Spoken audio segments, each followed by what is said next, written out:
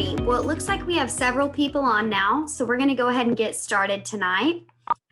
First and foremost, I would like to introduce myself. My name is Haley Herzog, and I am the Beef Marketing Representative and Social Media Specialist for STgenetics Beef here at our headquarters in Navasota, Texas. And we've been doing these webinars for quite some time now, just as a way for us to, bring our team and our customers together and just all connect and network. And tonight we have a really special guest and a great presentation lined up.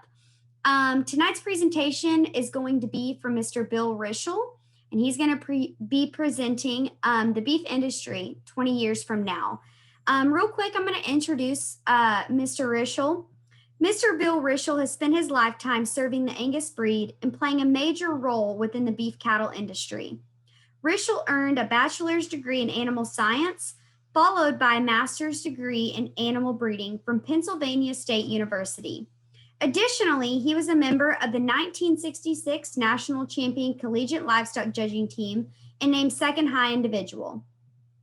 Rishel Angus began in 1966 when he purchased the first registered Angus female and later moved to North Platte, Nebraska, where he created the New Design line of cattle with the birth of BR New Design 036 in 1990. From there, the Rishel herd became a driving force for carcass genetics, created by high-quality functional cattle within the Angus industry. Mr. Rishel has served on a variety of boards of directors for numerous organizations, including the National Cattlemen's Beef Association, American Angus Association, Certified Angus Beef, Cattlemen's Beef Promotion and Research Board, the Nebraska Cattlemen's Association, serving as president in 2010, and currently he serves on the Beef Focus Group at the U.S. Meat Animal Research Center, the Nebraska College of Technical Agriculture Statewide Advisory Council, the Ag Builders of Nebraska, University of Nebraska Integrated Beef Systems Initiative Advisory Group, while being a past and present member of the 2021 through 2025 15-person task force for the National Cattlemen's Beef Association Long Range Plan. Mr. Rishel has received many honors and awards within his lifetime, including the 2001 CAB Commitment of Excellence Award, 2005 BIFC Stock Producer of the Year Award, 2008 Distinguished Alumnus of Animal Science at Penn State Award, and 2021 Nebraska Cattlemen's Association Hall of Fame with the 2015 University of Nebraska Block and Brattle Club honoree.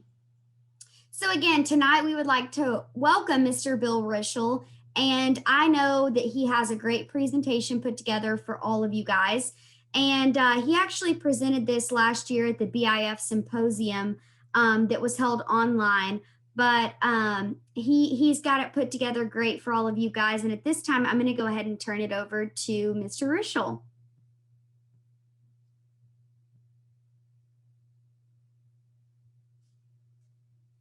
Okay, got that on. We'll get this working. And here we go. Haley, I am going to suggest that if anyone is having trouble with sound, or if there's a problem like that, that they get on that chat box and visit with you and make sure that we help solve that issue if it becomes one. Okay. Yeah, and if anyone has problems throughout the meeting or the presentation hearing Bill or I, there's a little button at the bottom and it says chat. It's got a little chat room bubble above it. Just type in there and say, can't hear you or bad connection or whatever it might be. And then before Mr. Rishel gets started, we also just ask that everyone please keep yourselves muted during the presentation, just out of respect for Bill. And at the end of his presentation, we are going to open it up for questions. So at that time, you will be able to ask aloud a question that you might have for him or our STgenetics Beef team. And if you don't want to ask it aloud, that's fine. You can also type that in the chat room as well. Thank you, Haley. I appreciate everybody being on here this evening. And let me start by saying it's a pleasure for me to be a part of this STgenetics webinar. Aaron Arnett had contacted me here a week or so back and asked if I would consider giving the presentation for this STgenetics event that I delivered to the Beef Improvement Federation Young Producers Symposia last June. I'm quite excited to do that and have the opportunity to make this presentation to you. And for those that may have heard it before, it's my hope you will find value in hearing it another time. There's been a few changes, few additions, but it's fundamentally the same presentation. The good news is that we'll not be under a real restraint in terms of program timing. And we can all look forward to, at the end here, to more interaction with questions and discussions. So with that, I'm going to advance. Well, I'm going to try to advance. Now, wait a minute. I got to get in this slideshow mode here. And with that, I'm going to advance to the title of this presentation. It's What Will the Purebred Cattle Industry Look Like in 20 Years? Hey, Bill, Yes. Will you share your screen with everyone? Well, I thought I had, but bear with me here a minute. Okay. We're going to start over and do it again, I guess. This should take care of that. There we go. Yep, and then just put it underneath slideshow. Just click that at the top. Yep. Okay, we should be in slideshow mode right there. Looks Does that look great. good to you, Haley? Yes, sir. Looks great. Okay. So with that, this is the title that Dr. Bob Weber had challenged me with for the BIF meeting. And I really suggested to Bob that I didn't particularly like the idea of making just a bunch of predictions. I thought that sounded a little bit like a weatherman, and they don't always work out like you'd like them to. But I suggested that I did a presentation similar to what I've done with quite a few judging teams and college students over the last several years, talking about some of the great paradigm shifts that have taken place in history of this business. Events that stimulate thoughts and ideas about how all of us might develop a thought process that would assist us in facing the challenges that may be coming our way in the future. I believe the most important question is not what the beef industry will look like in 20 years, but rather, will we have a viable beef industry? I don't mean to sound harsh with that, but I think it is without question a legitimate one. And all I have to do is suggest that we look at the sheep industry in the United States and recognize that lamb is not represented in today's meat case like it was a number of years ago. The purebred industry has no reason to exist without a viable commercial beef industry, even though we've done some things over the years that might bring into question whether we have strayed a bit from that principle on some occasions. With that in mind, I want to take a little different approach to the question. As stated before, my goal is not to leave you with a list of predictions, but perhaps stimulate a way of thinking, a new way of thinking about the future by taking an in-depth look at what I call the great paradigm shifts in our industry over the last 50 years. These changes created opportunity for genetic progress, production efficiencies, and profitability that improved our industry and got us to where we are today. So when you look at this slide, I wanted to define this a little bit. The term paradigm shift is defined as an important change that happens when the usual way of thinking about or doing something is replaced by a new and different way. In my opinion, the key word here is the definition. In the definition is the word important, and therefore in capital letters. I also want to encourage everyone listening to this webinar to not just consider the importance of paradigm shifts in our industry, but how you might apply the paradigm shift philosophy to your everyday management decisions in your individual enterprises. The Greek philosopher Heraclitus is credited with the quote, and I'm sure many of you have heard this before, "Change is the only constant in life." In that regard, I would like to add to that. I would like to add that the only thing that is not constant is the speed at which it will change. I think everybody on this webinar would agree that it just seems like the further we go into technology and advancement of things within our industry, the more rapid these things seem to happen. And I think that's a normal consequence, but really it's a very important thing to understand. And I will address more about change as we go along through this conversation. If there is one thing that you take with you from this presentation, I hope it would be the message to embrace change, no matter how difficult, when there is obvious economic merit and long-term sustainability involved. These industry changes that I'm going to speak about are today woven into the fabric of our industry and in some cases taken for granted. It is always good to reflect and to think where our industry would be without them. Now, I'm going to take a little time here just to mention that these great paradigm shifts that I'm going to present will not include any of the great changes of type or kind in terms of frame or traits or anything else within our industry. While those were great shifts and in some cases created more income and more value to the purebred segment of the industry, they did not necessarily create value for the entire beef chain. So they are not included. I may talk about that a little bit later on, but they will not be the great paradigm shifts that I believe are important to indicate what our industry is about and what created great changes that kept us in business and made us sustainable. So the first great paradigm shift would be the development of performance records in the industry. Now, I think it's fair to say that the concept of performance records is to a large degree taken for granted today because it's woven into the fabric of our business models. The legitimate question I mentioned earlier is how viable would our industry be today if a consortium of visionary breeders and educators had not embarked on this journey many years ago? I would guess there are quite a few participants on this webinar that were not born, or at least quite young, when some of these changes started to take shape. I have pulled some information from a history of the Virginia Beef Cattle Improvement Association, written by Dr. Arthur Ike Eller, Virginia Tech Animal Science Emeritus.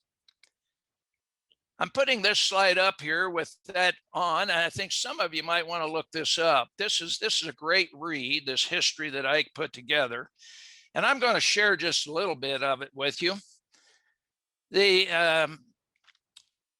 In addition to being the history of the Virginia BCIA, Beef Cattle Improvement Association, it is also an accounting of many of the earlier performance efforts and an incredible recognition of some of the foremost pioneers of our industry.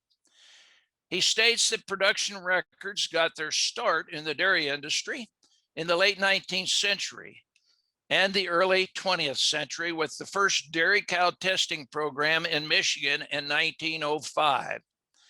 He also points out that the dairy herd improvement associations were started in 1927.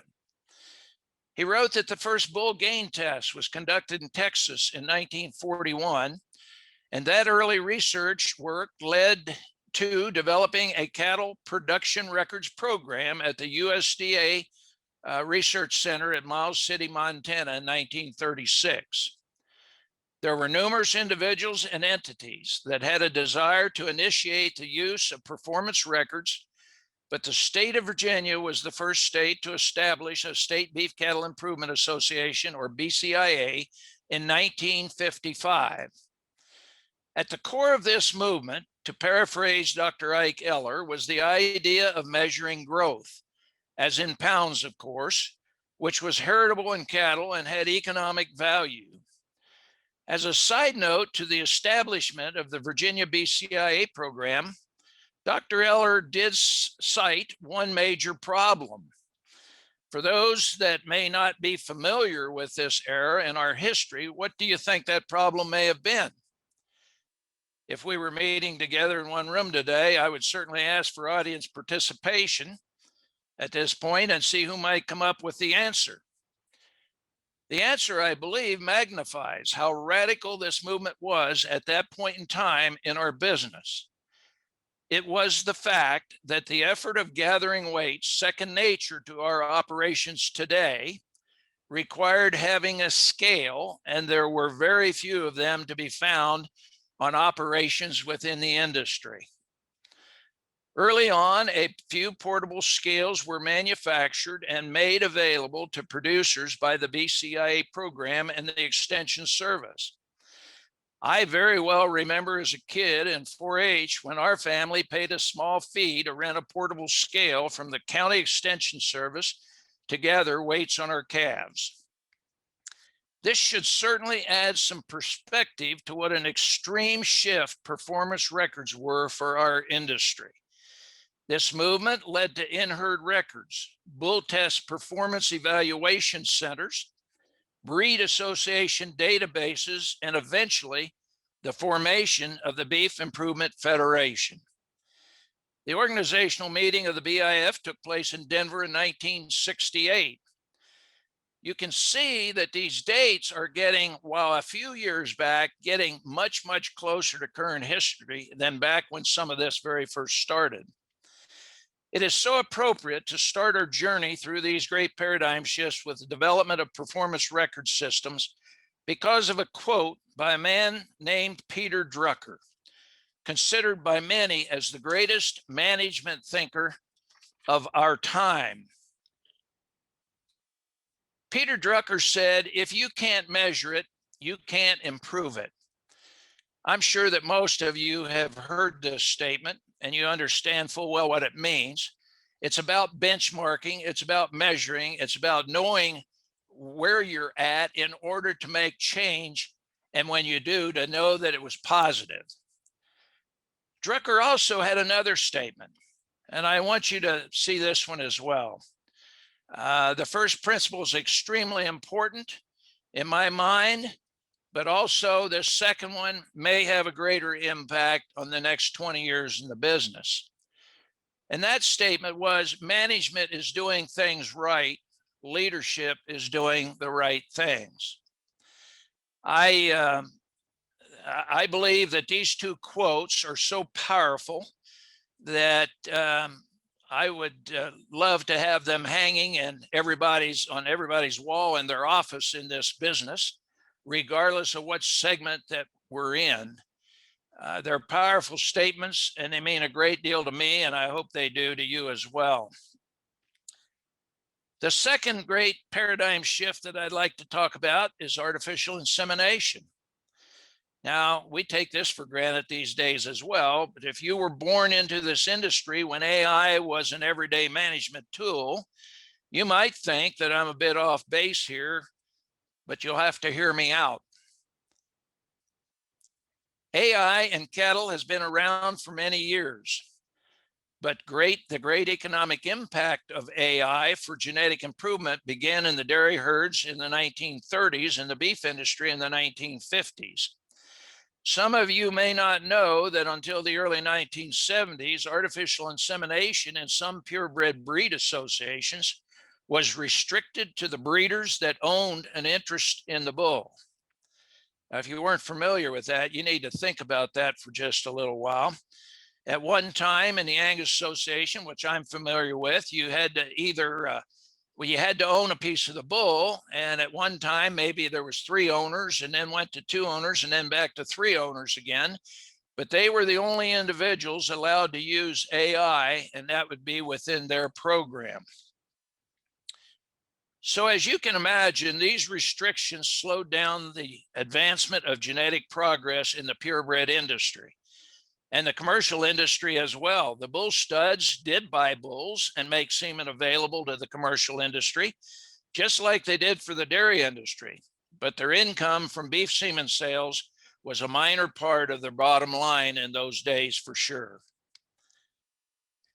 When AI finally became less restricted, and I'm going to include estrus synchronization and embryo transfer technology in this paradigm shift, we witnessed a greater opportunity for genetic improvement that also impacted the long-term sustainability of our industry.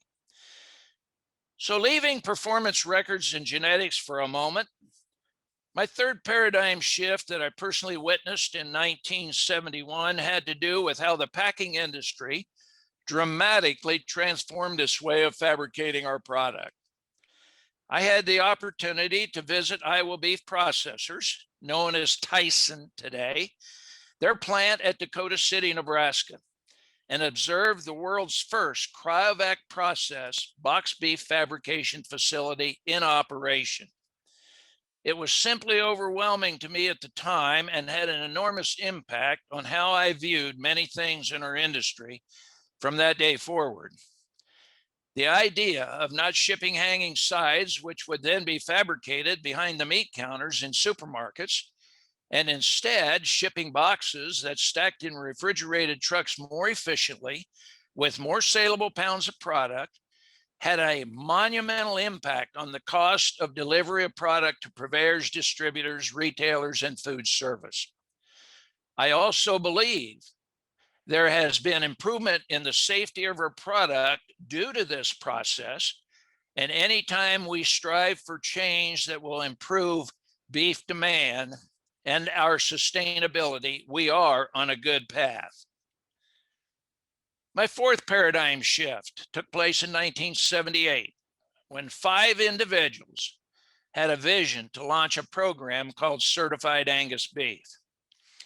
It was the first ever branded beef specification, third-party verified product in our industry. While not a new idea in other industries, CAB was the first in our industry to put a name on our product with strict live and carcass specifications emphasizing consistency and consumer satisfaction. I'm going to just take a moment here to mention something that some will be familiar with, others not so much, but it has to do with the thing about paradigm shifts and how they're created and the wisdom and vision it takes. And sometimes it's not necessarily a very popular idea. But certified Angus beef today is thought to be a genius creation. And certainly I agree with that. And yet 5 years into that process, the board of directors of the association had a vote as to whether they should keep that program or not. I think the important thought process is here that when you embark on a new direction, a new paradigm shift, when economics and sustainability tells you it's the right thing to do, we should not give up too soon. We should not walk away, because oftentimes the example that you want to copy is just exactly what happened to certified Angus beef. There was a vote and it survived. And it went on to become what it is today, selling product in countries around the globe. And it is the metric or the program to which many other programs that are monitored through USDA today have got their start or their idea. Even though they have variations from CAB, it certainly was the one that pointed the direction for our industry for value-added programs. So these branded programs led the charge for the following 15 to 20 years to reverse the serious decline in beef demand. And I do mean serious, because we were declining until approximately 1998, 99, when finally beef demand started to turn the corner. And some of these paradigm shifts I'm talking about had a great deal to do with that shift. Then by the mid-1980s, our industry developed a program called the Beef Checkoff that added tremendous resources to pushing beef demand in a positive direction. So needless to say, that's the fifth paradigm shift that I want to talk about. It's the Beef Promotion and Research Act, which passed as part of the 1985 Farm Bill. This act authorized the Beef Promotion and Research Order, often referred to as the Act in the Order, which lays out the specific structure and operational requirements for the Beef Promotion and Research Program, or known as the Checkoff. The Checkoff is a producer-funded and managed program that has advanced beef safety, convenience products, nutritional value of beef, and muscle profiling research, which, by the way, is a gift that just keeps on giving, and to create consumer-friendly products and beef demand. I might also add that the United States Secretary of Agriculture has oversight and audit responsibilities over this program, guaranteeing that dollars are spent in accordance with the Act and the Order. This is a good time to refer to my earlier comment about the sheep industry and the amount of lamb we see in our retail cases today. Once again, it is quite disturbing to think about where we might be today without these forward-looking programs taking the lead to tell the story of beef and promote beef demand. So let's go back to the realm of performance. And my sixth paradigm shift is an advanced extension of early days of performance records. It is the creation of expected progeny differences, or EPDs. The first EPDs in the breed that I'm familiar with were made available in 1988. Yes, we had some estimated breeding values prior to that, but EPDs present one of the more advanced genetic tools in our industry. And in the history of our industry, I might add, they gave us the ability to remove environmental differences and compare individuals based on their true genetic variants. Again, the common denominator was enhancing genetic improvement and productivity by being able to compare and rank animals accurately across populations. In 1969, I had the privilege of completing a master's science degree under the guidance of Dr. Lowell Wilson at Penn State University. And my thesis was effects of sire and ranch on live and carcass characteristics of beef cattle and estimates of genetic parameters. This study actually confirmed that the ranking of sires for the performance traits analyzed was consistent when the many variations of environmental/ranch influence were removed. And what I mean by that is the data that this study used came off of various ranches where the same sires were used in multiple combinations, very similar to structured sire evaluation for carcass merit today, only much, much larger in terms of cattle that were involved in 3 different states plus Canada. And that data was gathered and all sires were cross-referenced across that population. And when we removed the environmental influence, regardless of what the weaning weights were, the ranking of sires was the same. That's important to really understand because that's the fundamental value and basis of sire evaluation today. So not only it confirmed the variation, as I mentioned, as you removed environmental impact, but I'm going to go ahead and throw ultrasound technology in with EPDs. While it did provide for more rapid gathering of larger amounts of carcass data than structured sire evaluation, ultrasound would have been very limited in value if not for the methodology of EPDs, which more accurately ranked animals across the population for carcass merit. And I might add that the actual structured sire evaluation also proved to be more powerful in those early days, while the development of ultrasound and the ranking of it into the population, into the database took place. Extremely important that those were not put together early on in the process. So my seventh paradigm shift was the identification and introduction of genomic markers for traits of economic merit in our beef cattle populations. Thus, the term that we're all familiar with, genomic enhanced EPDs. I believe the speed of development and adaptation of genomics in our industry as a tool for genetic improvement is unprecedented. should be some caution in here because there can be great technology and great advancement in a lot of different fields. If that technology is not used in the proper way, it still doesn't properly do the job the way we hope it could be done. So I will address some of that a little bit later, and that's just a bit of a caution that I'm throwing out, is just because it's the most advanced technology we have, if it's not used properly, you can get some real results that are not as fundamentally efficient for the industry as we'd like them to be. But I also believe that we have just begun to scratch the surface of the many ways in which we will use genomic information to improve beef cattle production as we proceed into this next 20 years of our industry. And I will address genomics to a greater extent a bit later in my presentation. It is my hope that you enjoyed this trip through these 50 years of history and what I believe were some of the most dynamic changes that greatly impacted the way we conduct our business today. Perhaps many of you have additional thoughts about an impactful change that you would add to the list. As I previously stated, I did not want to approach my appointed task by making a list of exotic predictions of what the purebred industry would look like in 20 years. In addition, as previously stated, I want everyone to think about the future of the purebred industry as an integral part of the beef cattle industry in its entirety. With that said, I hope this history will stimulate our thinking to understand what has driven some of these great paradigm shifts in the past and apply that thinking to our business and the industry as we charge forward for the next 2 decades.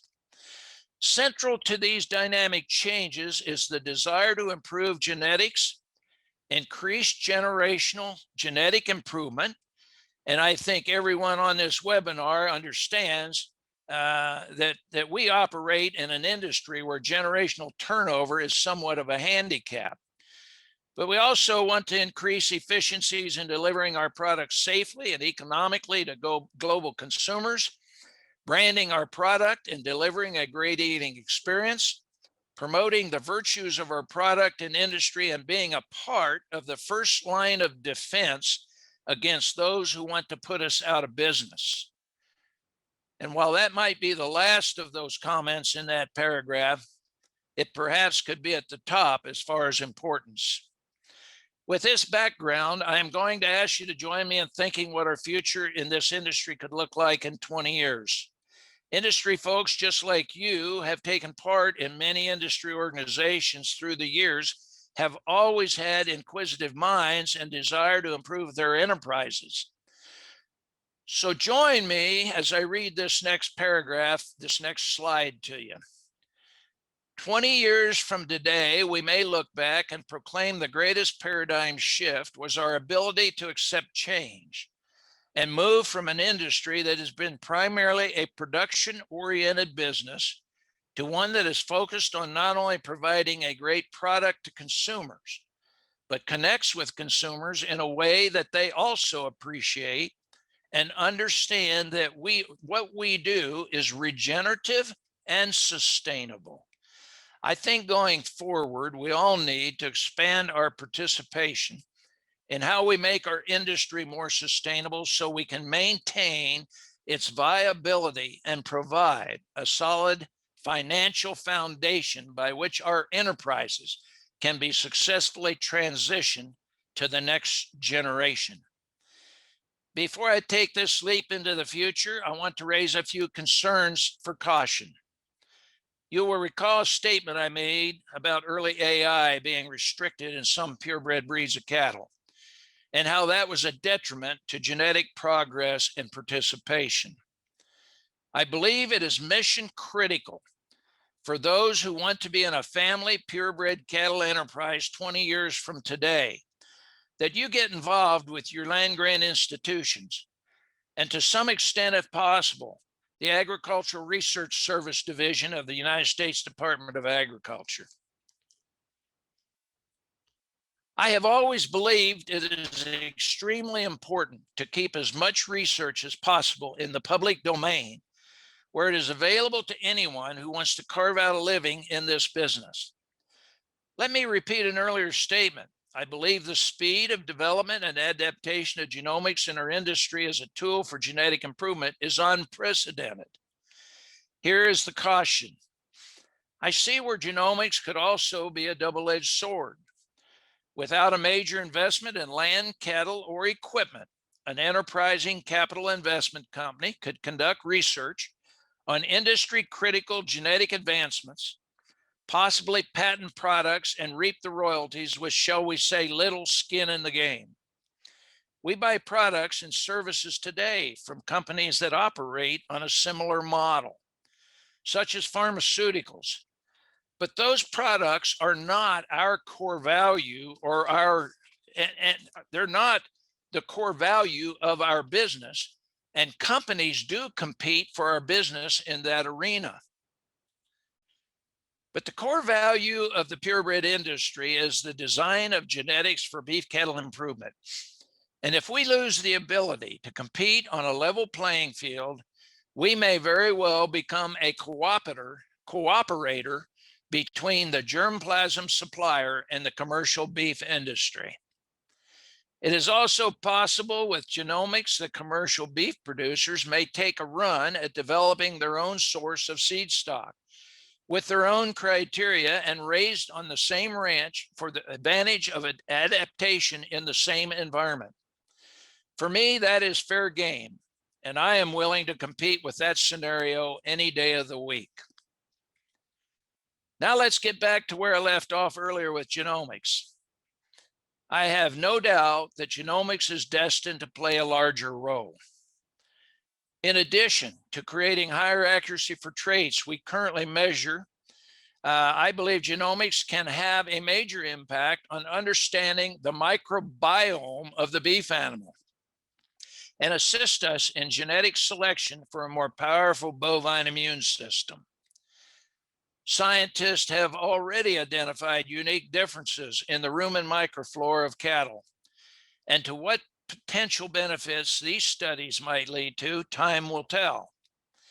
This is especially more important as our industry is facing the challenge of losing vital antibiotic protocols and perhaps figuring out how we might address issues like liver abscesses. I'm going to take a moment here to just divert just a hair and provide a little more information on those two subjects. The last beef quality audit, 2016, showed that our industry, liver abscesses cost our industry slightly over $60 million a year. Now, if that's not money that's worth going after, then we've all got a problem in our thinking process. We've used Tylosin, or known as Tylen, both. And of course, that is an antibiotic that is a macrolide. And macrolides are antibiotics that are used quite often in human medicine. So certainly our industry is getting some blowback on that. And I know of some feeders that have already quit feeding that antibiotic. Number one, it probably wasn't doing enough. The data is showing that wasn't working, but it's still an issue that this industry needs to get after and try to fix. So while we're on the subject of genomics, I believe we're in the early stages of what I would call specification feeder cattle with a genomic predictive blueprint. I believe some feedlots would consider higher price evaluations for certain genomic profiles in feeder cattle for health, feedlot performance, and carcass merit. This seems to me to be something that could be with DNA testing on some of these commercial cattle and using the pool testing samples, very likely it could be created where you could form this blueprint on these commercial cattle and add value to them.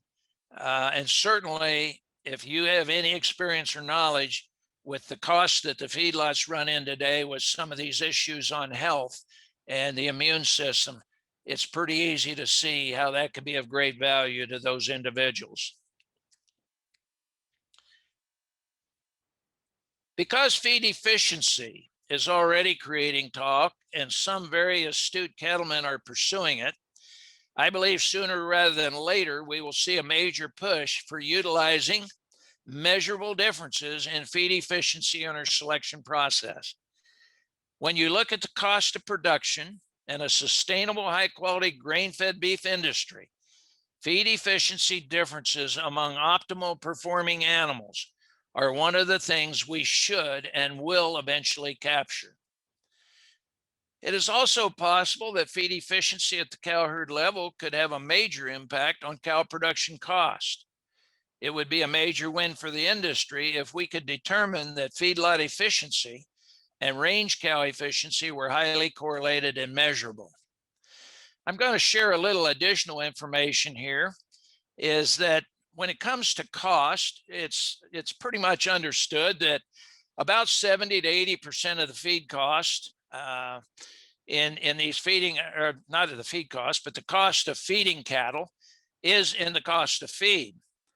And most people over the years, they've talked about total cost of gain. That's going to become a more and more important issue, especially if grain prices get elevated and stay there for a while. It will become much more important.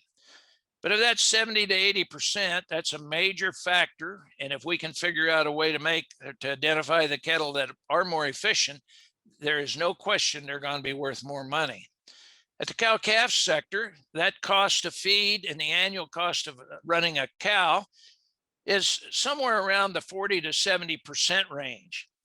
Now, that's a very wide range, and I get it, but that's what the facts show. And feed is still more than half of that 40 to 70%.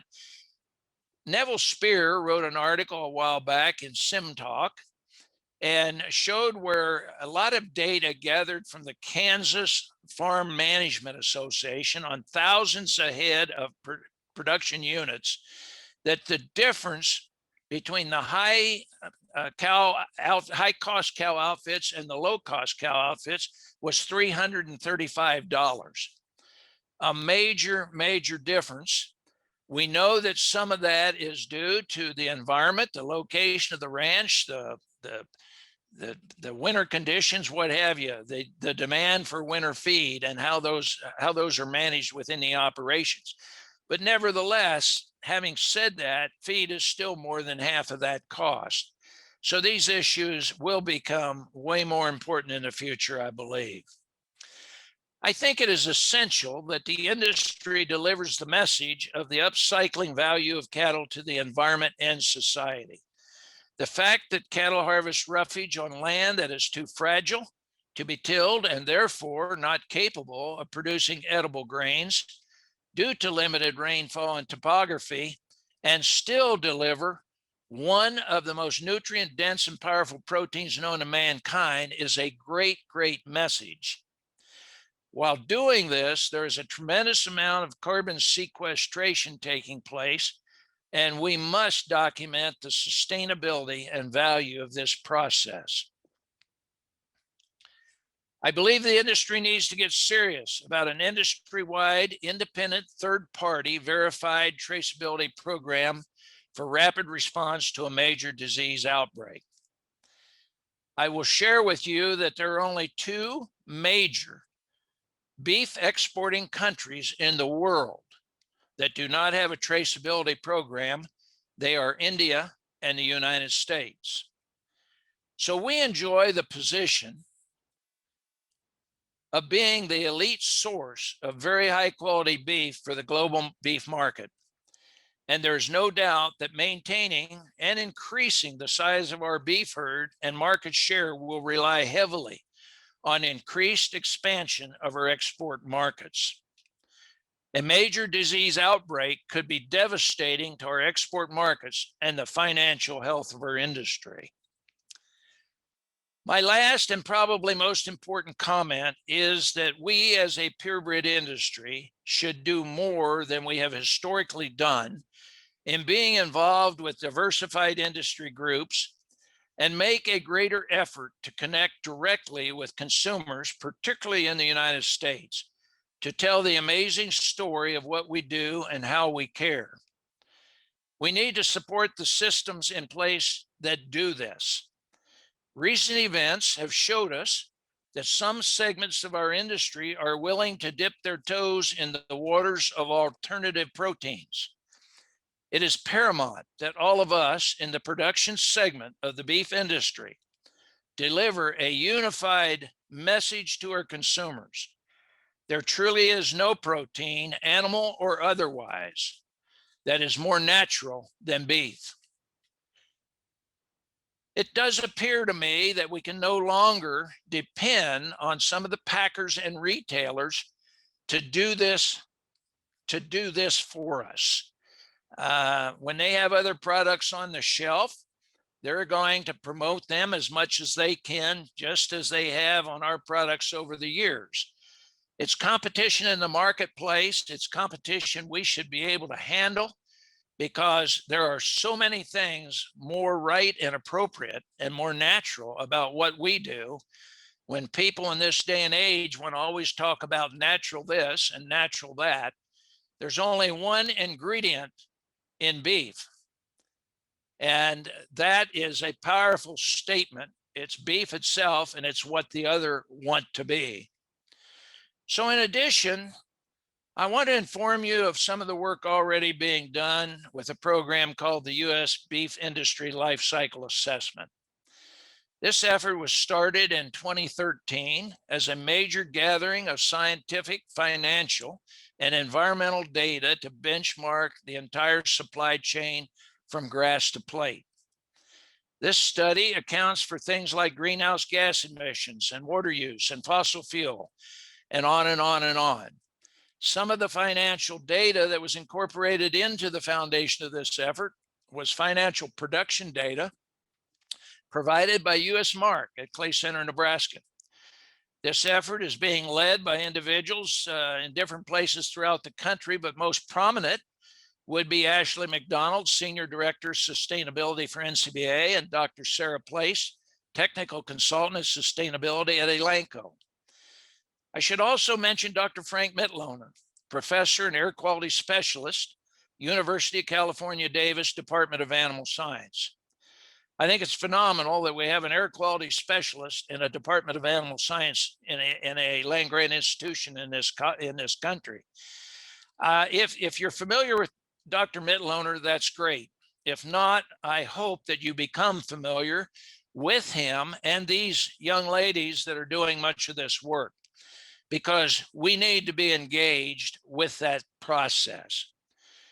Dr. Mitloehner is extremely well-versed in the area of greenhouse gas emissions, methane, and he has done an extraordinary amount of work of value for our industry behind the scenes, including a relationship with one of the fast food chains that had created one of these plant-based products and advertised it on TV, as you might recall, with a little kid riding a stick horse and talking about lemongrass and greenhouse gas emissions and cow farts, as they say.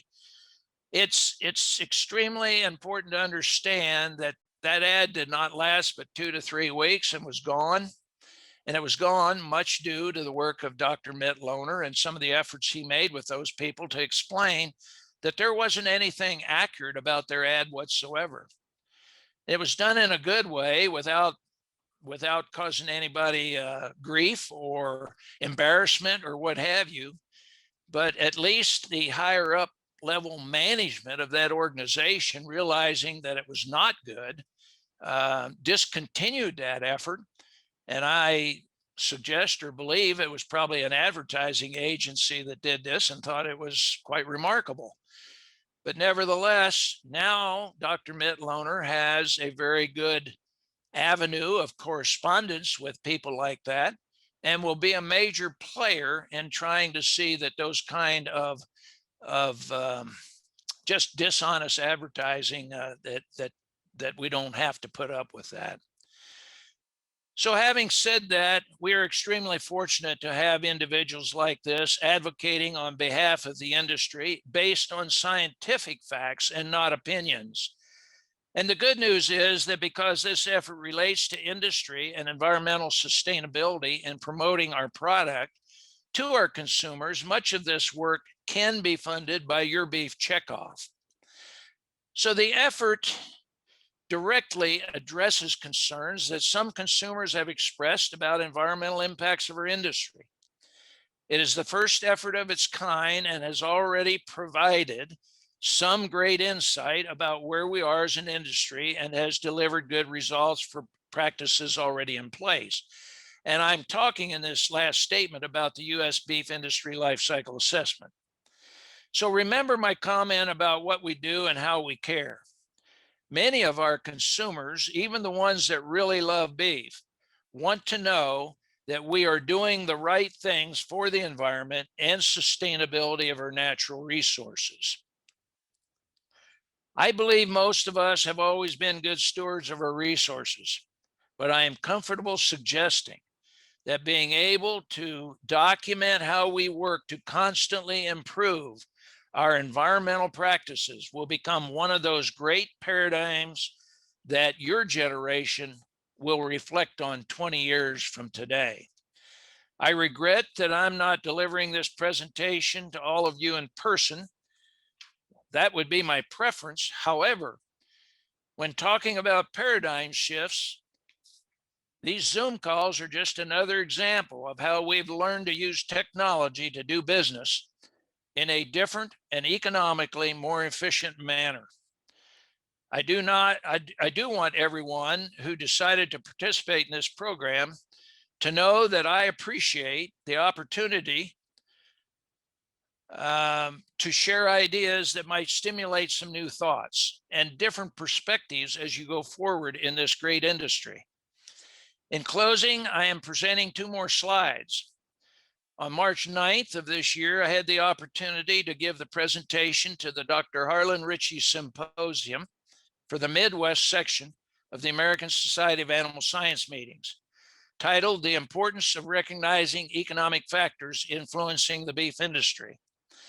I have pulled two slides from that presentation that I believe make strong statements about our industry. The first is a defining statement, and the second is a visual statement. Both have great meaning to me, and I hope they may for you as well. The first is going to be a repeat of somewhat of what I previously have covered. But I want to share this with you anyway. I think it's great for some final thoughts in a presentation like this. But our beef industry has experienced quite a few great paradigm shifts over the past 50 years. And many of these changes have resulted in more efficient and economical ways of conducting business. In the realm of cattle performance, databases and methodologies have provided tools for substantial improvements at accelerated speed. The statements by Drucker, if you can't measure it, you can't improve it. Reproductive and biological systems are telling us that we are maxing out the top end of efficient performance. And it seems the industry is past due utilizing the Drucker quote to apply the same effort to identify how we reduce the cost, note underline, reduce the cost of producing the maximum amount of optimum performance. Now I'm going to stop there for a minute because about 15 to 20 years ago, I don't really remember exactly what year it was. I was part of a panel for a certified Angus beef conference at Bozeman, Montana. And there was a panel of about 3 individuals, and it was all geared toward talking about cow efficiency and least cost production, right or wrong. There were those that certainly gave a great argument for cow efficiency, least cost production. And the very first thing they wanted to talk about was how small or little the cattle were, that size had everything to do with feed efficiency. I think today we know that is not accurate. For my presentation that day, my presentation was built around the fact that I believed then, as I do today, that you can least cost produce yourself right out of business. And that was the statement I made and what I was looking for. And I have believed this for most of my life, that the maximum amount of optimum performance is what we should all be looking for. So if you looked at 15 years ago and you thought about least cost production, and you look at the fixed cost acceleration of land taxes, of feed costs, of inputs from what we had that we can do nothing about, and yet we think we're going to least cost produce ourselves into profitability, I just don't believe that will work. So I would like for this industry to start thinking about the maximum amount of optimum performance. The other quote by Drucker we talked about, management is doing things right and leadership is doing the right things. Well, the beef industry is no longer an industry where financial success will only be measured by superior management and production. We must be focused on consumer concerns about animal care, environmental issues, and conservation of our natural resources. I think it is vitally important for the beef industry to understand that future sustainability is three-dimensional. It will include social responsibility, environmental responsibility, and without question, economic viability. So my next slide, say, what the heck does this have to do with beef cattle production? Well, I'm not a great follower of NASCAR, but I ran across this slide, and I tell you, the picture that it immediately hit me didn't have anything to do with these race cars. But what did hit me was, I thought, okay, over the last how many 40 years, 50 years, that we talked about a lot of different type changes in our cattle, and for many, many years, a lot of the shifting back and forth, I mentioned it early in my presentation, was about the fact that type changes took place, little to big, big to little, what have you. I didn't include those in paradigm shifts, but they had economic impact for certain segments. But certainly at the end of the day, there was a lot of things about those shifts that proved to be entirely wrong. Or maybe a better way to put it is that while the shift was taking place, it went too far to extremes. So I looked at this slide, this picture, when I saw it, and I thought, perfect. Here's an industry, NASCAR, which draws crowds as big as anything in the United States of America today. And we have what could be called some of the greatest engineers involved in this industry. The phenomenal aerodynamics of these vehicles, the technologies that's in the rubber and the tires that are underneath these vehicles, the engines that can go for 250 or 500 miles and be sustainable for that period of time, all while going in the same direction at a rate of 160 or 180 miles an hour or more. And sooner or later, when everything is headed in that direction at such a horrendous rate of speed, every once in a while, bad things happen. And as you can see, this is a wreck-in process. And I think it's legitimate to look at our industry today and think about what we've done with data, EPDs, performance, and how we are reaching some of these phenomenal extremes in growth. And yeah, they add up to pounds and there's some money in it. But what are we leaving behind? And when does Mother Nature raise that yellow caution flag down there in the corner of this slide?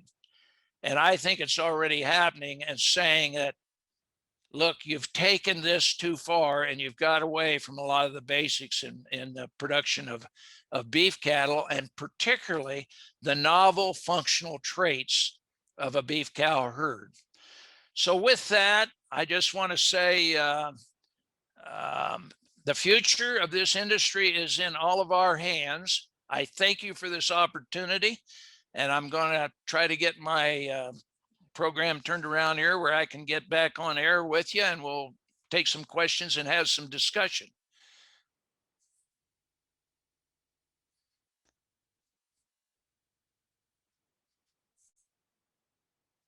Haley, are you there? Yes, sir, I am. Thank you so much for that presentation. It was incredible. And we're going to open it up for questions at this time. As I had mentioned earlier, if you have a question, go ahead and unmute yourself and speak up, and you can ask our team or Mr. Rishel at this time.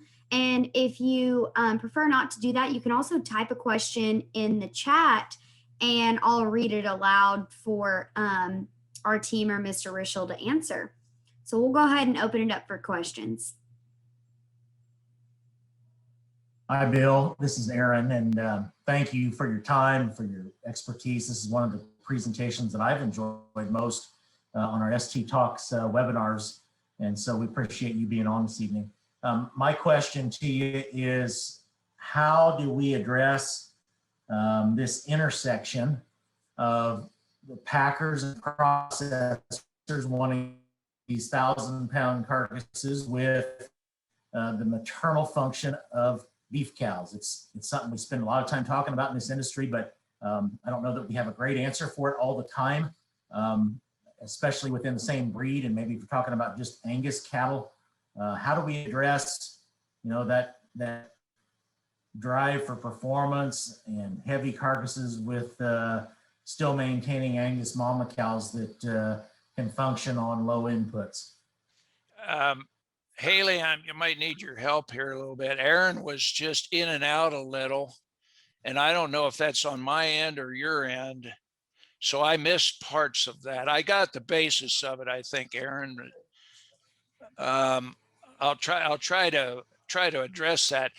It's not an easy answer to address, but Aaron, I think let's start out here for a little bit and talk about when you let me rephrase it and make sure that's what you were talking about. You're talking about the intersection of how these cattle need to feed and perform and have carcass merit and all the above, and how do we keep a cow herd functional at the same time, correct? Yes, sir. Yeah. Well, first and foremost, we've got a lot of different environments in a lot of different country.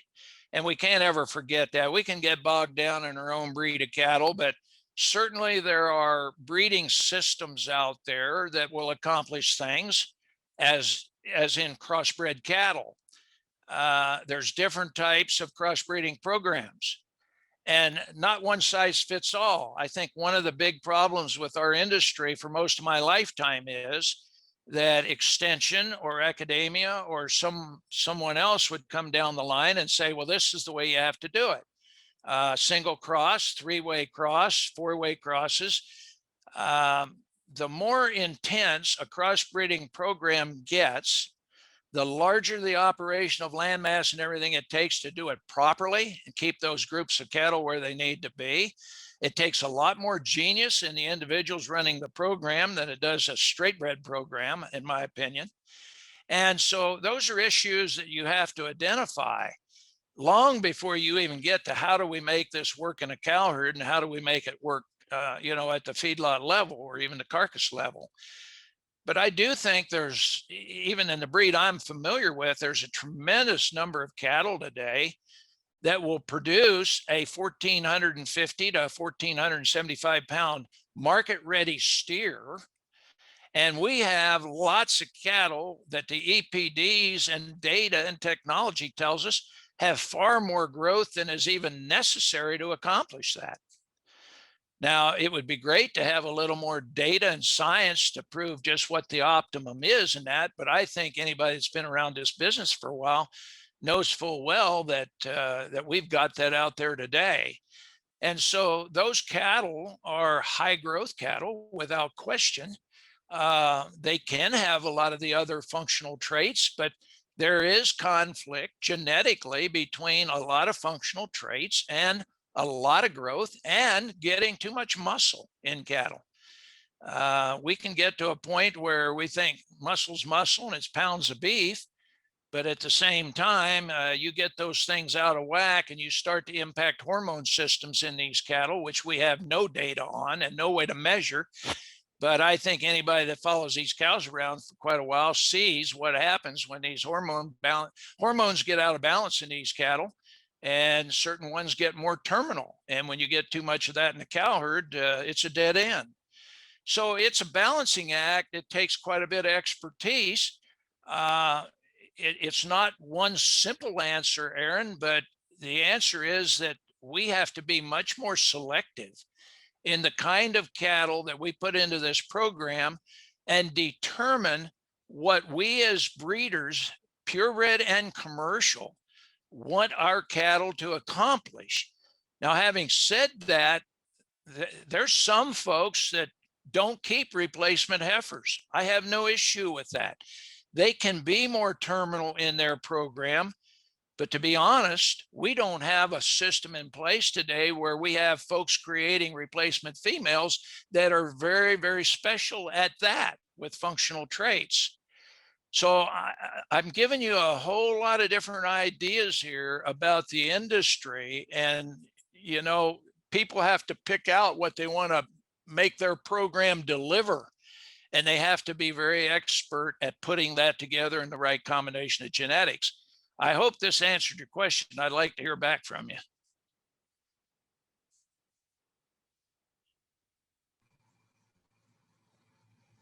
Thank you, Bill. Hopefully you can hear me. I apologize for the microphone issues earlier. It's good. Yeah, but no, I think I appreciate that response. I think it's a difficult question. It's one we struggle with in sire selection and our bull lineup at STgenetics in terms of how much growth do we need? How much carcass do we need? Will people appreciate the maternal value out of these same genetics? Can those bulls do it all, or do they have to be more specialized? And so I think it's something we constantly struggle with. Another question I think that kind of comes up along with that is how do you maintain the value of a purebred registration 20 years from now? Do we have, in the age of genomics, in the age of more technology maybe moving faster than we have ever experienced, which you referenced? I think that's a really important point. We have more technology today at a faster pace than we've ever been able to use in cattle breeding. 20 years from now, what is the value of a registration paper, and how do you maintain that value? Well, that's a great question, Aaron. And I certainly have thought about that a lot as well. There's reason to believe that with genomics, and some people would, I think, go down this road with genomics, we can just gather enough genomics in a pedigree on both sides and have a pretty high predictive outcome as to what those cattle will do. One of the problems that I see is, and one of the maybe the saving grace for registered pedigreed cattle will be that the breed associations, and there's a bit of a caveat here, the larger associations are at a huge advantage. Because while you could have within a herd of commercial cattle and just keep gathering genomic data and build a great profile within that herd of cattle, I don't know how much of a database that would ever be developed across many herds of commercial cattle doing that. It would take some coordination and some value so that you have that same power of input that you have in the 4 generations of cattle that are going into these EPDs today, along with the genomic markers to go along with it. So there are still advantages in the purebred concept in that way. If you look at the swine industry or the chicken industry, they're using so much genomics today and just moving full bore ahead with that. But we've also seen how that doesn't work when you talk about using technologies I mentioned earlier in my presentation and sometimes not getting the right result. We saw swine get to the point to where they took all the marbling out of a pork chop. we've seen chicken industry get to where the chicken breast is getting woody. And I've had personal experience with both of those. I have to admit, I eat chicken once in a while to make that statement. But I think, Aaron, I'd like to hear you come back on that. But I believe the database and the size of it is the one thing that the industry isn't able to do today. And I think there's great merit in that when you particularly get into the functional traits. I believe that the growth traits, the ribeye size, carcass weights, and those kind of things that you can do with genomics in commercial cow herds, but where commercial cow herds are not organized and into a database like the larger breed associations, I think you probably lose some of the genetic input that makes the cattle, the data, I should say, more superior. Yeah, thank you for that response, Bill. I guess my perspective on it is very similar to yours. I think it's about who owns the data 20 years from now is kind of the question that circles around in my mind. And breed associations have been very good at protecting that and adding that as a value piece. But as we maybe identify more efficient cattle or identify composites cattle, and whoever has that data, I'm not affiliated with any one breed in terms of who I think should win or who I think needs to be in the lead, but I think that's a challenge that lies ahead for breed associations, is to maintain how relevant they are going forward with all this technology that we have. One of the things, just to follow up on that, I would like to see, for instance, let's just take feed efficiency, because I landed pretty heavily on that issue, and I think going forward it's extremely important. I think as we improve the immune systems in these cattle, as we find out the genetic, and I believe there'll be a genetic component either to the immune system or the microflora that create the immune system. I think there's no question there's some genetic component to that. We see cattle today that don't get sick, others that get sick. Some don't take stress as well. Some of that may be not just genetics, but body cavity shape, internal dimension, you name it. The point I wanted to make is that we do not know. We know what the RADG stands for. We know what DMI stands for. But do we have a number that says how much monetary difference there is in RADG from a 0.34 to a 0.28? I don't know where that data is. Is it available? I think it should be. I think if that data is worthy or going to be meaningful to this industry, we need to know what the monetary difference is in those figures. Dry matter intake. What's the difference between a 1.25 and a 2.50? That would be very, very valuable information to the industry. So breed associations, if they could come up with those kind of addendums to this performance data, just like they were able to put a dollar value on weaning weight, put a dollar value on carcass weight or on marbling, on ribeye, but we're not putting dollar values on some of those traits that are what we're talking about, the cost differential. And that would be of great value, that would put them in a much stronger position as an association database than somebody just using genomic data, I think. Yeah, I think that's a very good point. And relative to that, I think one of the most powerful things you said for me tonight was we're at a place where we need to maximize optimums. Yeah. And we can see that a little bit in our semen sales. We've seen sires that maybe 150 plus on yearling weight not sell as much semen as bulls that are at 120 with a lot of other extras. Yep. And I think, and I'm happy about that. We've always been an industry that was good at chasing extremes, and I think we're finally getting to a point where we're trying to find cattle that are composite types of valuable traits that are good at optimums. And I think that really came through in your presentation tonight. And I think cattle breeding is definitely heading in that direction, because in the past it was easy to measure, the most of something, but Yeah. how do you measure optimums of something? That becomes more challenging.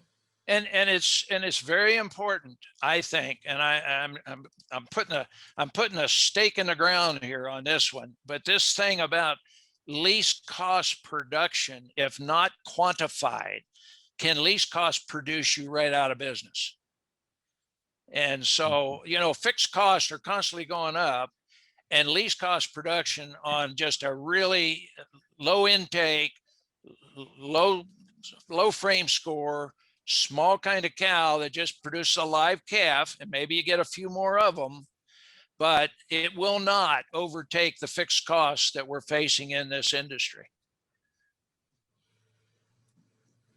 Well, I'm gonna quiet down here. Some of our customers ask questions. I would just again thank you, Bill, and tell you that I've noticed we've got some folks on from South America. We've got folks from Australia. So we're really fortunate to have a lot of different producers on from a lot of regions of the world. And so we welcome questions, comments for Bill. This is really a great opportunity to visit with a very well-respected Angus. Great, thank you, Aaron. Bill, we have a couple of questions in the chat room. So the first one is from Drew LeCamp, and he says, can you share your thoughts with us on fertility? Do you think the traits we've been selecting on have had a negative effect on fertility? Will there be a fertility EPD in the future? Well, that's two questions, and just to take them one at a time, I don't think there's any question that some of the things that we've done in the industry in terms of going to extremes in growth have had a negative impact on fertility. You have to break that down a little bit. It may not be all just the fact that higher growth, bigger cattle. They may even be the wrong kind of a structure or body cavity shape that I believe is highly correlated to efficient beef production.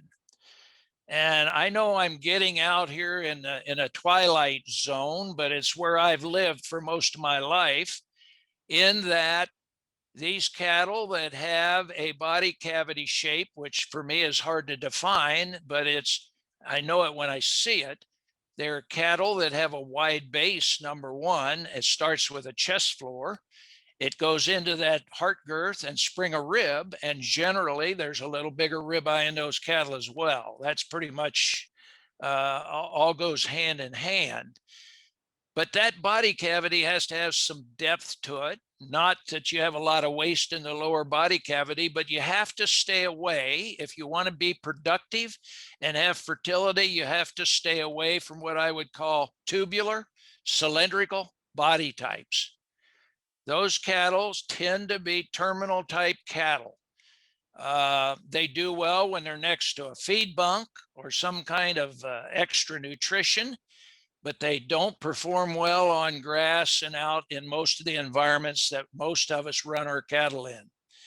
So that's part of it. So it's not just the growth and the size, but once you put too much growth in there, if you add too much milk to it, then biological activities take over, where the demand on the cow is so much that obviously they just shut down on fertility. So I hope that I'm being clear in this, and I would like for the individual to ask the question to send you a note if that's a satisfactory answer, because this is a very important issue. It's one that I've seen that I think is an issue in the industry. As you make these cattle bigger and bigger, and you make ribeyes bigger and bigger, and when the ribeye far extends above and beyond the marbling in these cattle, they become more terminal. And if you study a database and just sort it out, and just compare cattle up and down the list, on average now, on average, those cattle with those traits I just mentioned will tend to drop off in milk production and drop off in heifer pregnancy. And even though heifer pregnancy only has to do with virgin heifers, we got to keep that in mind. That is not necessarily an estimate of total fertility in these cattle, but it is an estimate of the hormonal makeup and the fertility of those virgin heifers when you're breeding them that first time around. So will we ever have I think the second question was, will we ever have a number or a piece of data for fertility? We've got a little bit of that already with the virgin heifers, the heifer pregnancy. I personally believe that in the early days of a heifer pregnancy EPD, it was a little suspect yet. I don't think there was enough data from a large enough part of the population to get all the cattle right. But I think it's getting the vast majority of them right today. And I'm not saying that that's something that we have to pursue at the very highest level of that EPD, but I would certainly far be more comfortable based on my information and my experience. I'd be way more comfortable being in the upper half of that EPD than the lower half by a long shot. Great, thank you, Bill. We have another question in the chat room.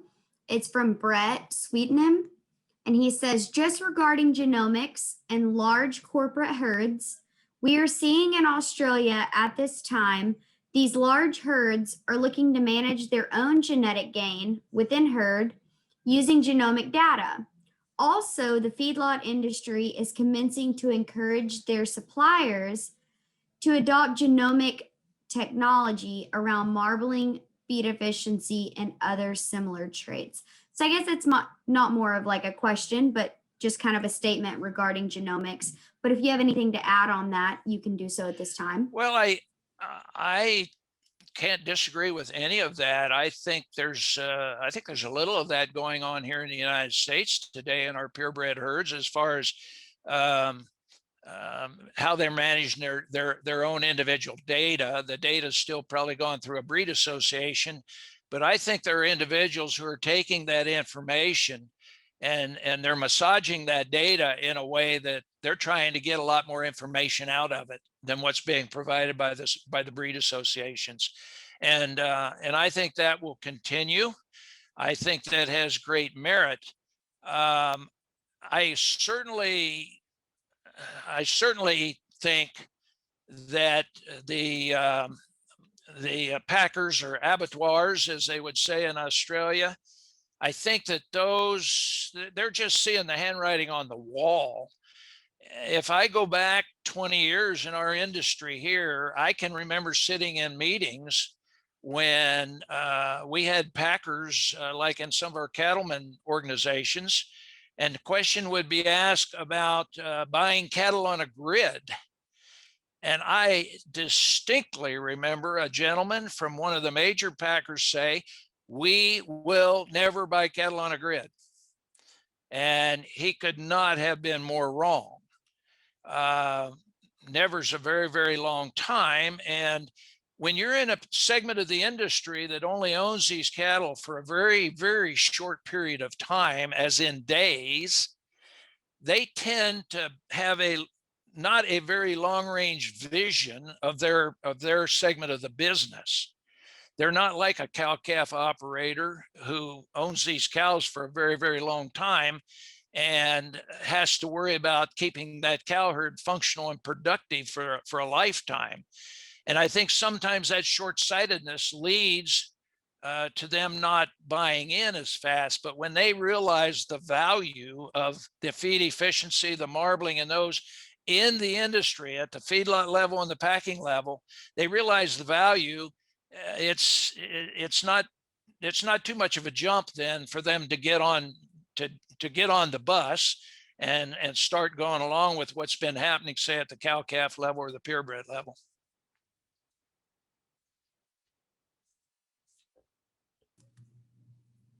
Great. Thank you, Bill. And the question from earlier in the chat room about fertility and EPDs based on fertility in the future from Drew LeCamp, he did respond in the chat room and he said, great answer. So Thank you. do we have any more questions for Mr. Rishel?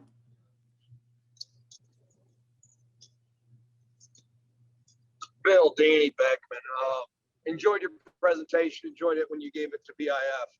I find it very intriguing. You were saying putting a dollar amount to DMI and RADG because the way it's structured now, in my opinion, and I would like your thoughts on it also, they're trying to say too much DMI is not good, but I've never seen an animal that had to eat the gain, and or if an animal did not eat, they were more likely to get sick and have a lower immune system. So we somehow have to quantify that feed to gain ratio and what they're doing with that, and how do we get the breed associations to understand that or start it going that direction?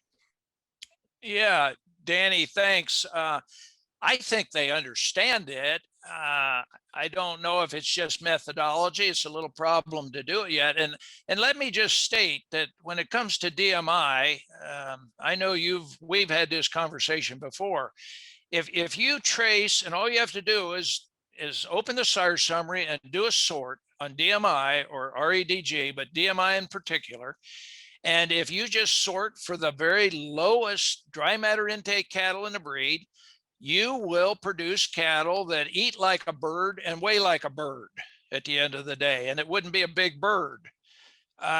So I'm not an advocate of that at all, but somewhere in the middle of this deal, what's the difference between a 0.28 RADG and a 0.34 when one of them's in the top 10 or top 1% of the database, and the other one is probably about the top 10 and maybe 15%. I haven't looked at them here just recently where they'd land. My point is, if you back off of RADG by 5% and you back off of dry matter intake in those cattle because of a genetic difference that's identified, what's the dollar value difference there net? And that comes back to the maximum amount of optimum performance. And we need that data to figure out those cattle that might be a 1.25 instead of a 2.5 for dry matter intake that still do a 0.28 to a 0.30 for REDG. Now, they'll tell you that the REDG is already figured with the dry matter intake in there.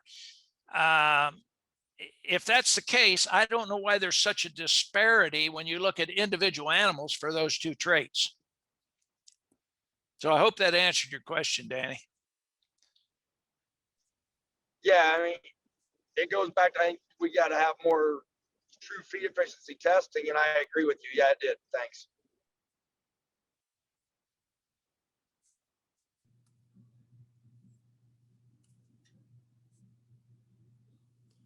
Do we have any more questions for Mr. Rishel?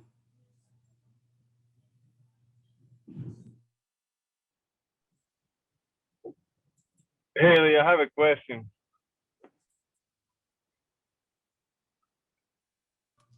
Yes. Hello? Hello? Hello? Yeah, we can hear you. Mr. Rishel, Gustavo Toro from STgenetics. Do you think that the evaluations that we are doing on beef on dairy calves out of Angus sires can answer some of that questions? Which question are you referring to there? Well, the feed efficiency and those values, putting a monetary value to those traits. We are being able to bring a lot of progeny from the same sire, which is very difficult to do on the beef side. And so we are getting closer to those answers faster, but with an F1 animal on a dairy cow. So do you think that those values can be assigned to the sire and have some answers to those questions on the beef side? Well, I see where you're going, and that is a very, very good question. However, I don't think I have enough knowledge to really answer that with an unequivocal answer. What comes to my mind first and foremost is that in that situation, there's a possibility, and I'm not sure I'm right about this. I throw it out as a thought and would like to hear your answer to it. I think we could find some of those answers out when you have a large enough amount of data, and that will happen. But I also think you would have to have a way of segregating the true genetic additive variance of feed efficiency from what might be an effect of heterosis in that situation. And you'd still perhaps have the data you want, but if you can't segregate the effect of heterosis, you may not be able to get a real true genetic value of the additive variance or the real, in those sires, the real genetic efficiency of those sires. Yeah, I think we all agree on that. So we're trying to see what it tells us and how much we can transmit to the sire directly more than the other effects. Yep. Now, I think you could. I think there might be enough data if you went to US Mark or places like that to see what just some breed differences might be. And you could probably come up with some values from ARS research stations like that to where you could use an approximate number of the effect of heterosis. It wouldn't be perfect, but it still might segregate those Angus sires enough that you could rank them. Yeah, that's the road I think we are all trying to navigate, because it certainly is a lot easier to bring the large amount of progenies with that in that mix. Sure. Thanks a lot for your presentation. Oh, thank you.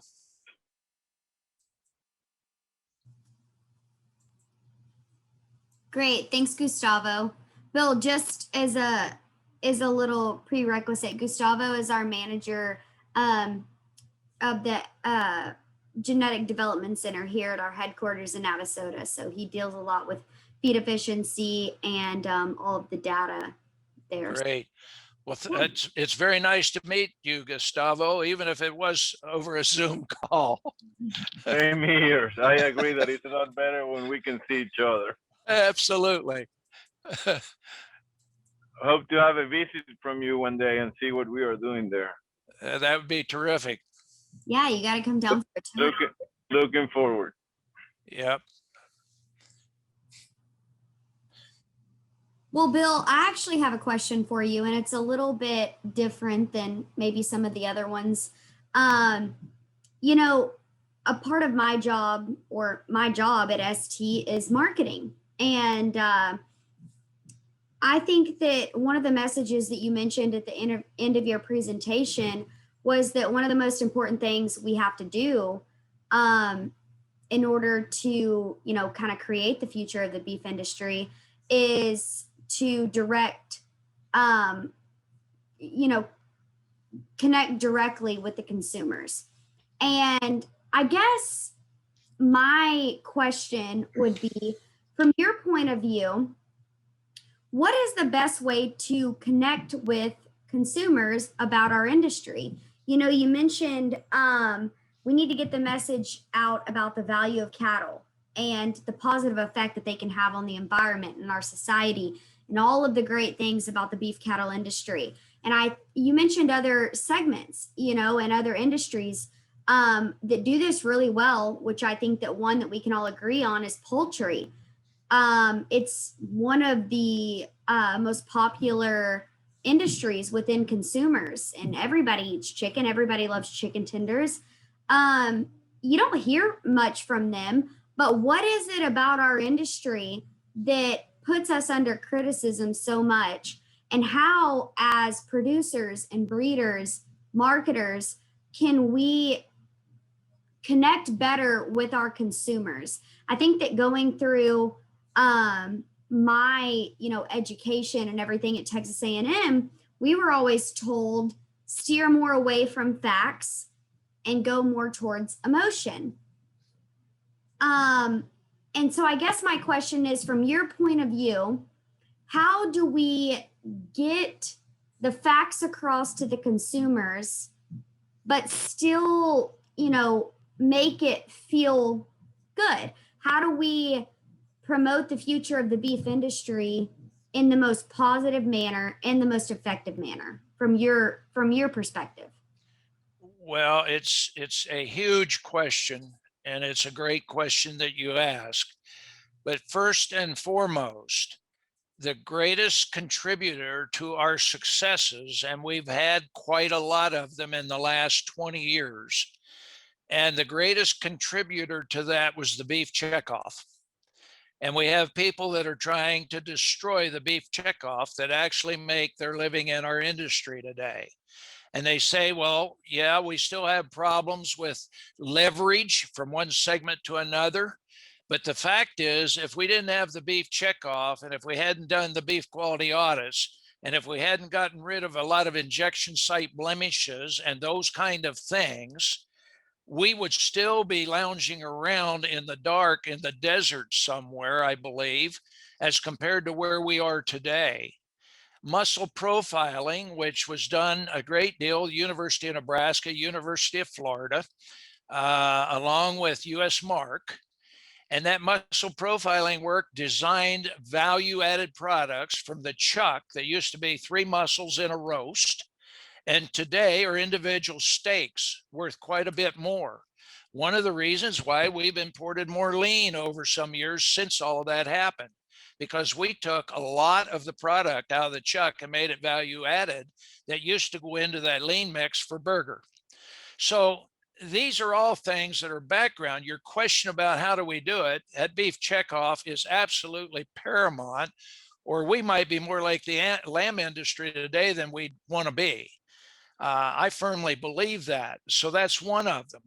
The other one is just we should all be engaged more about the facts, because many of the folks that are in the cattle business might be part of a chamber of commerce in their local community, or some other event, some other group of individuals that meet for charity purposes or what have you. And they all want to know what we do and how we do it.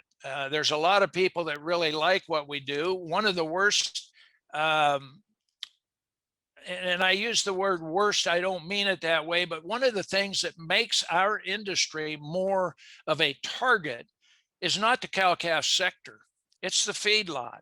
And the perception, and that's all it is, the perception that this is a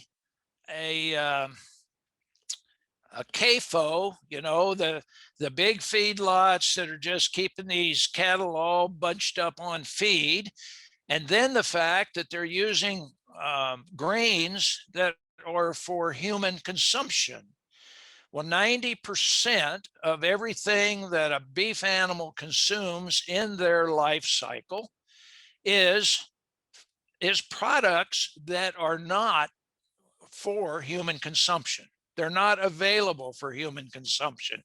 And so these are the kind of facts that every one of us should arm ourselves with, that absolutely refute all of the things we're accused of as an industry, because one place or another, we all have an opportunity sometime to share that information with someone. So the time that an animal spends in a feedlot is such a small portion of its life, and even some of the feed at that point in time is still of the vegetative type or roughage, but the rest of that animal's lifespan is out on grass. But that is one of the things that they have a problem with us in our industry. And of course, there are some of those that are in the, I include in the vegetarian group, that just think that they're right and believe that all the rest of the world should consume what they consume. I don't think we worry about those people so much. I'm not trying to say that they're not an issue, but they do not have their information right. And now the climate change thing, and I'll give you a good example. When these vegetable proteins or plant proteins first came out, what did they say? Their sales message was that it was more healthy than beef. I mean, we all remember that very clearly.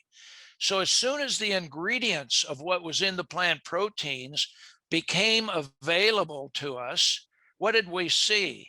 Sodium, what was it? 4 or 5 times higher than in beef. Dramatic difference in the healthfulness of those products.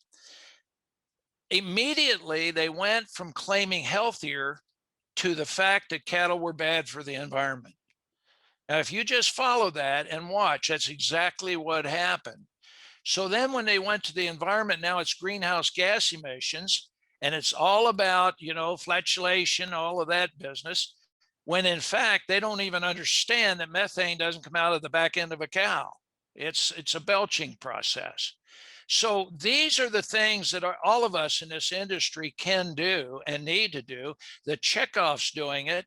Our promotional people at the state beef councils are doing a phenomenal job of it. And we as an industry have to be engaged in that. I believe in being engaged through organizations, whether it's your state cattlemen's group or your national cattlemen's group or whatever, but these organizations that are doing this 365 days a year, 24/7. And we know today through work like with Dr. Frank Mitloner that methane only stays in the atmosphere for 10 years. How many people understand that today? It's not a greenhouse gas emission that goes out there and lives forever in the atmosphere. So when it breaks down, it is a oxycarbon cycle that breaks down into carbon dioxide. It goes out into the atmosphere, is sequestered in plants, crops, grass, and the cattle eat it again. It's a recycling of a system. It's a carbon recycling system, and the cattle are the upcycler of that, utilizing forage from lands that are not fit for any other purpose, and then creating this powerful good protein to help feed the world. We have an unbelievable message of sustainability, the upcycling of the beef cow, and it's not answering exactly, there's no magic formula other than the fact that I believe that's part of every purebred breeder, every commercial cow-calf business. If you care about the future of your business for the next generation, I would contend that in the next 20 years, you need to be engaged in this process at some level, somehow, and understand it so you can at least talk to your neighbor about it, in an intelligent way, and understand it so that the message gets delivered to these consumers out there. Because I think it's up to us. And I think if we don't do this as an industry or get involved and behind the organizations that will do it in a constructive way, I think that we should be very concerned about where we are in the future of this industry.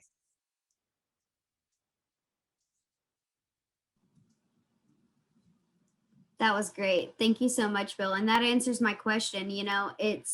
It's kind of one of those things where it's like, as breeders and producers in an industry, do we kind of push more of the facts and what we are as an industry, who we are, what we have to offer, the value, the positives, all of those things?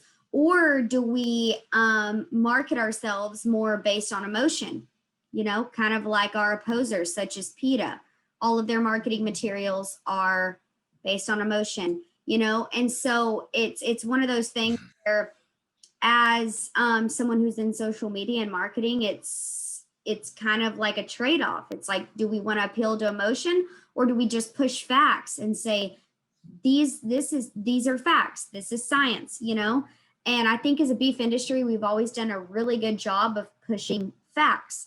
and sticking to it. And I think that from my personal perspective, that's what we have to continue to do, because facts are facts and it's the truth. You know, an emotion is opinion. And so I think we've always done a really good job of doing that, but we just have to continue to do that. So anyways, thank you so much. I know that was kind of a different question, but No, I appreciate that, because that was a bit of the heart and soul of what I presented. I touched on it several times, and I think it's far bigger than just consumers while we're at it. I think that it's the message that we take to the legislatures in our states and the nation's capital, because they are the people that are going to make major decisions, for example, about how long federal lands will be that we as a cattle industry will be allowed to lease and operate on these federal land leases. It's very, very critical to our beef cattle industry and our ability to produce enough product to continue to grow our industry. So the science is absolutely essential. I believe that that's the only way to go. I think that, you know, you just, if you build a house of cards, it will not stand very long. I agree. And your answer was perfect. So thank you so much for that. We have another question in the chat room. It says, excellent presentation and discussion. How would you suggest that we align with our land grant institutions? And I'm assuming as, you know, when they say we, they're talking about the entire beef industry or cattle producers. So how would we align with our land grant institutions? Well, there's several ways to do that. There are, each state has industry organizations that are involved in that on a pretty much annual, not annual, but I mean around the calendar, constantly involved. Most land grant institutions have governing bodies that make a lot of major decisions within their state. And there are times that certainly even those individuals that are regents in those governing bodies are not necessarily highly educated in the beef industry or the livestock industry. Some are, and it's our job as individuals and parts of organizations to carry that message to them at the highest level. You can be involved with your animal science departments, your institutes of agriculture and those things, and that's very valuable. They're carrying the right message, or hopefully they are carrying the right message, and that's another place where you can become involved in that, how they're teaching agriculture students, animal science students. All of those things are important, but there's so many different areas you can actually do that in, that you just have to kind of seek it out and look for it. And if anybody ever wants to call me on just a personal basis, I can tell you a lot of things that we're doing here in the state of Nebraska that I think are very valuable in that respect. And you have to have some leadership at the top. But there's opportunities to talk to all of these people, whether they're regents at a university or you know, the deans and chairmen of the departments and what have you. You might even have opportunities to talk to university livestock judging teams, ag groups, beef industry focus groups that they have in these ag departments and animal science departments for the students. And I know that in this state, we all get lots of opportunities to address those students from time to time as well.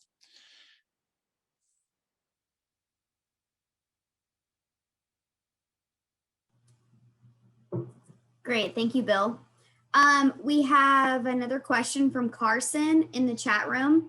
And it says, is there feed efficiency data available from STgenetics? So this might be more of a question for specifically Gustavo or Aaron or Adeline, if you guys want to chime in. Carson, we do offer feed efficiency data at STgenetics. So they're here at our headquarters in Navasota. is our genetic development center, and that's where we do all of our feed efficiency testing. And Gustavo, if you're still on, would you want to go ahead and elaborate on that?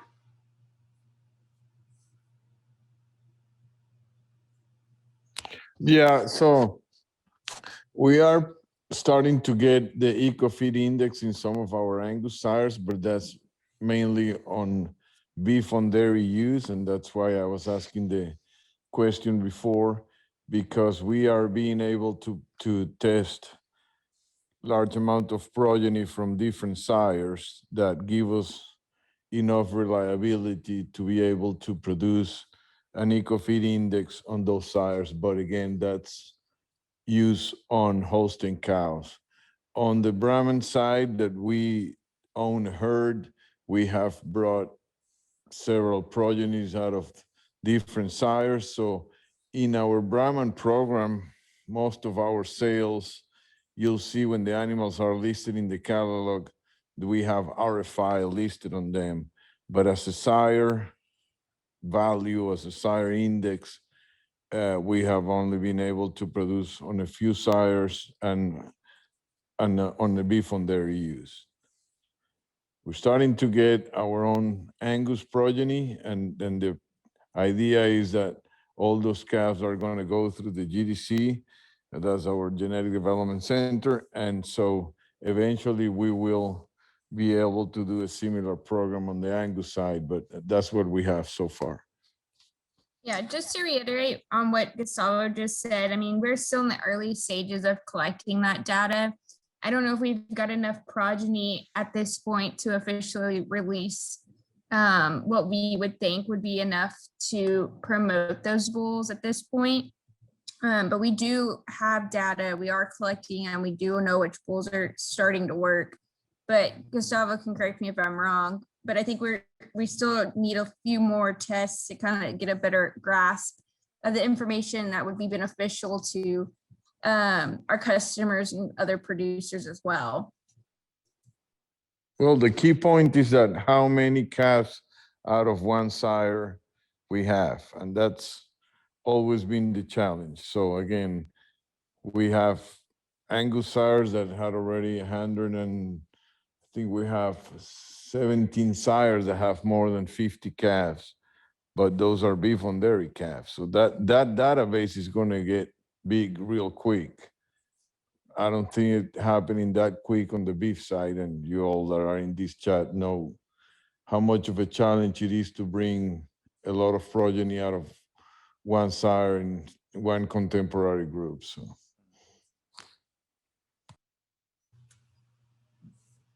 Great. Thank you, Gustavo and Adeline. I would just chime in real quick. My coworkers did a really good job answering that, but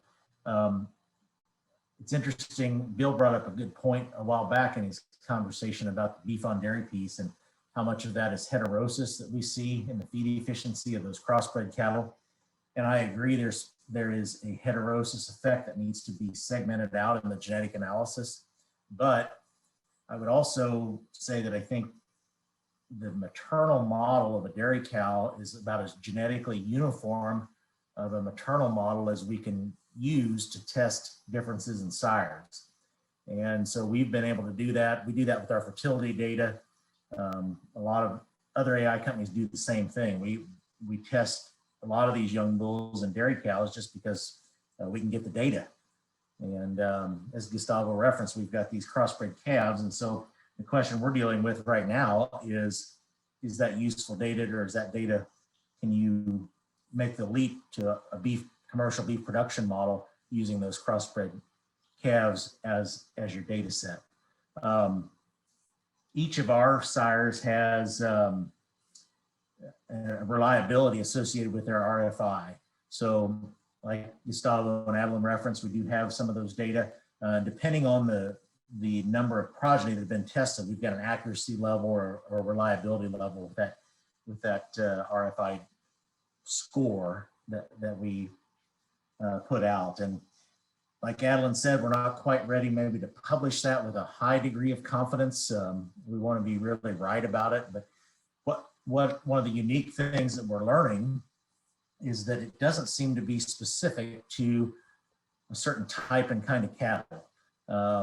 I can give you examples of cattle that are very high feed intake, but low in average daily gain, and examples of cattle that are very high gaining cattle with reduced intake across a variety of biological types of cattle, across a variety of pedigrees, across a variety of EPD profiles.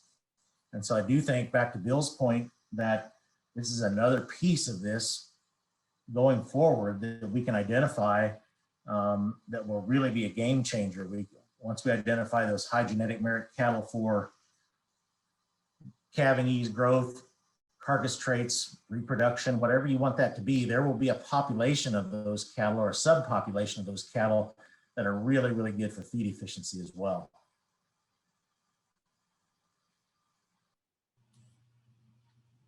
Great. And to add to that, we always saw it as the feed efficient has to be complemented with gain. It doesn't do us any good, and Bill said it that I don't remember the exact words, but you can get broke on that. If you don't have an animal that is extremely efficient but doesn't gain weight, it doesn't do us any good. So we always try to combine those animals that are efficient but gain weight. So that's how we are seeing that trait. Has to be a combination of both. Gazavo, what I said was, if it eats like a bird, it will weigh like a bird. Well, that one, but the other one, I took that one, but the other one that you said that you can be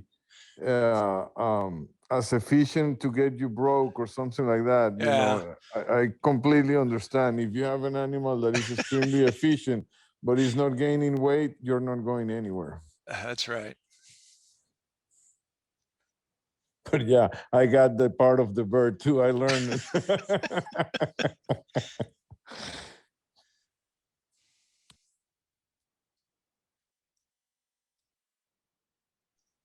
It was something like the least cost you right out of business. Correct. Perfect. Yeah, that's the one.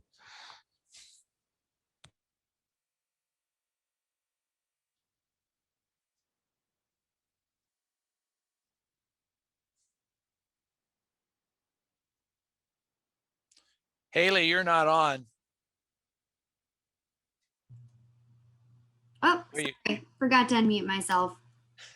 There you go. Sorry about that. It's not a question, it's just a comment in the chat room, but it says, thank you, Mr. Rishel, for a great presentation. You're a treasure to the Angus and beef industry. Also, thanks to STgenetics for putting this on.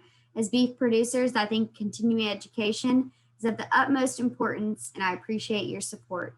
And I agree with that. I think that continuing education is crucial, especially, going along with your presentation tonight, the beef industry 20 years from now. It's about getting our message out, and it's about continuing education and continuing innovation, really. We have another comment, let's see, in the chat room from Jerry Gustin. This has been an educational webinar that challenges us to think about or to think a little further into the future than our normal focus. And he just wanted to thank you, Bill, for your presentation. I appreciate that. Yeah. All right. Well, I'm going to open it up and say, if anyone has any final questions for our team or for Bill, go ahead and type it in the chat room or speak up.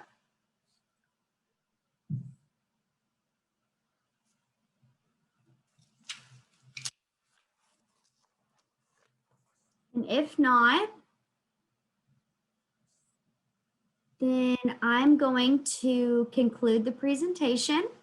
And Bill, I would just like to thank you again from our entire team, from myself, for putting together a presentation tonight. I think it was incredible. And Aaron had mentioned that it was great last year at BIF, and I think it was even better tonight. Thank you so much for sharing your presentation with us and your knowledge and your time. above all else. And we just would like to thank you on behalf of STgenetics and STgenetics Beef. And thank you all for joining us tonight. Please let your friends, family, whoever else know that if they weren't able to attend our webinar tonight, I record all of these and I do upload them onto our STgenetics Beef YouTube channel. So that will be posted probably like next week or so. That way, you know, whoever didn't get to join, they can still view tonight's presentation and webinar. So just let everyone know. And again, thank you all for joining us tonight. And thank you, Bill, so much for giving us your time and your presentation and your knowledge. It was great. Haley, I appreciate it. It was a pleasure. Be a part of it. Yes, sir. Thank you. All right. Well, that concludes tonight's webinar. So thank you all for joining, and we will see you next month. Thank you.